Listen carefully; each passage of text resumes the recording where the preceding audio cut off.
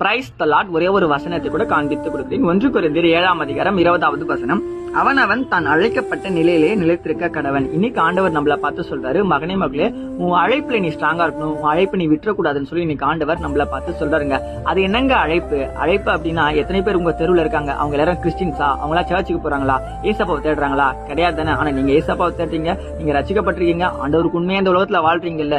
எத்தனையோ பேர் நீங்க சர்ச்சுக்கு போக கூடாது, ஏசப்பா தேடக்கூடாதுன்னு சொல்லிட்டு சொன்னாலுமே நீங்க ரகசிய கிறிஸ்துவரா ஆண்டவருக்கு உண்மையா வாழ்றீங்கன்னா, ஏசப்பா இன்னைக்கு உங்களை பார்த்து சொல்றாரு, மகனே மகளே, நான் உன்னை அழைச்சிருக்கேன், நீ தெரிந்து கொள்ளப்பட்ட பிள்ளை, நீ எனக்காக ஊழியம் செய்யணும்னு சொல்லி எனக்கு ஆண்டவர் நம்மள பார்த்துட்டாங்க சொல்றாரு. அது என்னங்க ஊழியம்? ஊழியனா பாஸ்ட் ஆகணுமா? கிடையாதுங்க. ஏசப்பா சொல்றாரு, சுவிசேஷ அறிவிக்க சொல்றாருங்க. நீங்க புறப்பட்டு போங்க, சகல ஜாதி சீசரா மாத்துக்கன்னு சொல்றாரு.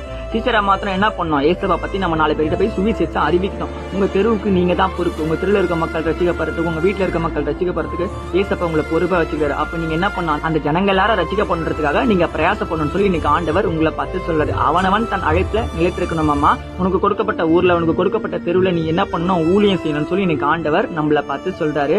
சுவிசேஷ அறிவிங்க, ஆத்மா ரட்சிப்பை பண்ணுங்க. இதை நீங்க பண்ணணும். ஏன்னா அது நம்ம கடமையா இருக்கு. விசுவாசிக்கிறீங்கன்னா ஆமென் போட்டுக்கோங்க. இதே போல அதுக்குரிய தகவல் வசனங்களுக்கு நான் ஃபாலோ பண்ணிக்கோங்க. God bless you. ஆமென்.